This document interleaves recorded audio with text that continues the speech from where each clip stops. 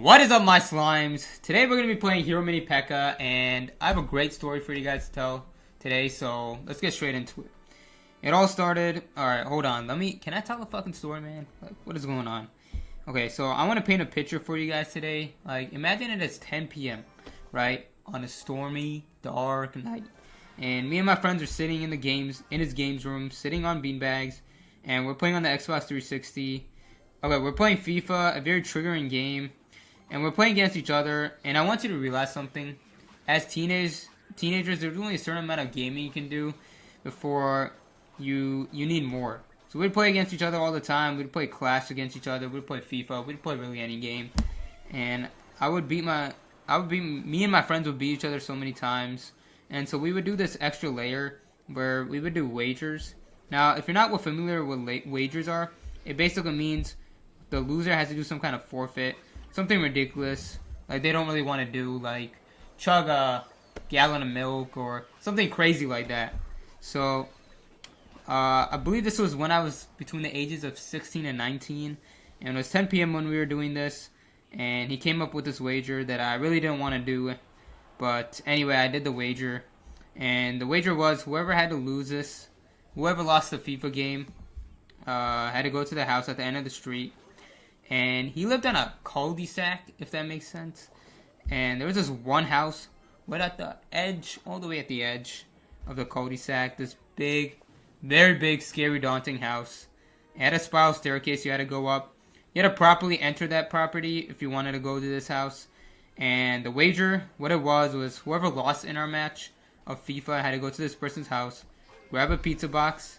Mind you, a big frozen pizza box that had already been eaten out of the bin. And deliver in an Indian accent.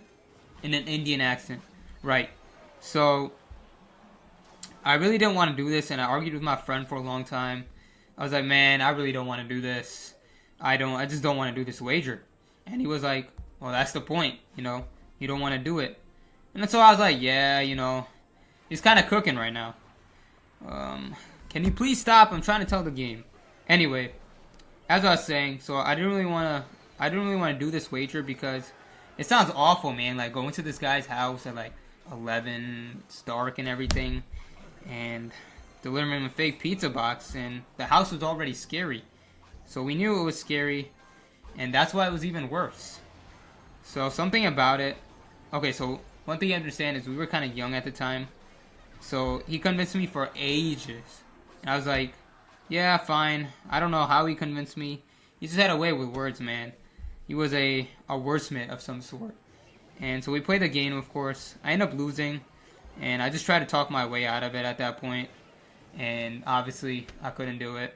So I go to the end of the cul-de-sac where his neighbor lives, and it's this big, daunting house with a spiral staircase. So I'm terrified. Little me is just fucking terrified. I'm shivering out of my boots. And, what do you call it? My friend, he decides to hide in the little bush right next to the house, so that he can hear everything that's going on. But he's not close enough to be in danger, per se, but he's close enough to see what happens. So what happens is I get the frozen pizza box out of the bin. I go to the spiral staircase, getting ready to deliver it. And it's 11 p.m. at this point. I'm like, okay, nobody likes to be disturbed. Nobody likes to be disturbed this late at night. I'm going to just tell this guy's having a bad feeling about it. So I'm like, okay. And I knock on the door. Like, bing, bing, bong. Okay, and I see this little light go up in the house. And it's a massive house. So I just see the lights go up. I see the blinds just open a little bit higher in his house. And I'm terrified. And then I hear a thud, thud, thud noise coming out from his bedroom or something. And all of a sudden, he arrives at the door. So he opens the door and I go in the Indian accent. Hello, my friend. Would you like to order a pizza today? And the pizza box is just empty. It's a frozen pizza box you would buy at a store. And he's just like, no, I didn't order this pizza. You can just tell he's a bit pissed.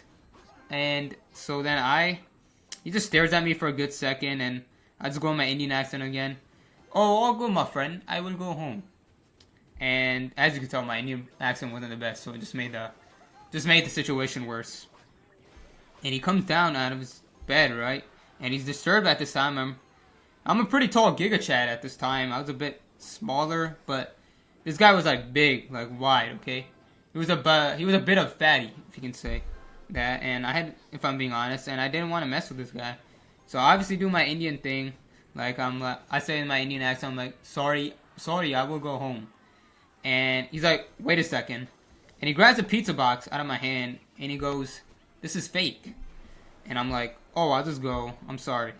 I really just want to get out of there because I done the wager. There's no point for me to hang around. And so I'm backing away. But he kind of steps forward. And he's like, who sent you here? And I heard some rustling in the bush. My friend was apparently geeking out, or like he was actually freaking out. That would be a better word to use, because you can just hear everything. And I dropped the accent at this point. I'm really scared. I'm like, no one sent me, man. No one sent me. It was just a prank. And he was like, who sent you? And just with a big like scary like voice, and I'm just like freaking out of my mind. I'm just shivering up on my spine, and he's just following me into the street now. And at this point, he's following me in the middle of the street. He's really upset, and I don't know why he's saying like, "Who sent you?" Like, well, like, what are we? Or like, we're not in the hood, bro. Like, relax. But we were just in this normal suburb, okay? And so he's coming down and following me down the spiral staircase, and this guy, 11 p.m. night, mind you, this guy, man, my friend is still in the bush, and the guy just following me into the street, screaming like, "Who sent you?" And like he was saying stuff like, "Don't you ever come to my fucking house again." And at this point, I'm just fucking terrified. Like I thought he was gonna hit me. Like I'm just all sorts of like zoned out. And he keeps following me to the end of the street. And I'm like, oh, I'm just gonna go to my motorcycle, right? And my friend lives about 3 houses down, so I can't dox him. I can't really say where he lives because, you know, I don't want to get him in trouble. So I'm like, just around. I was like, it's just around the corner.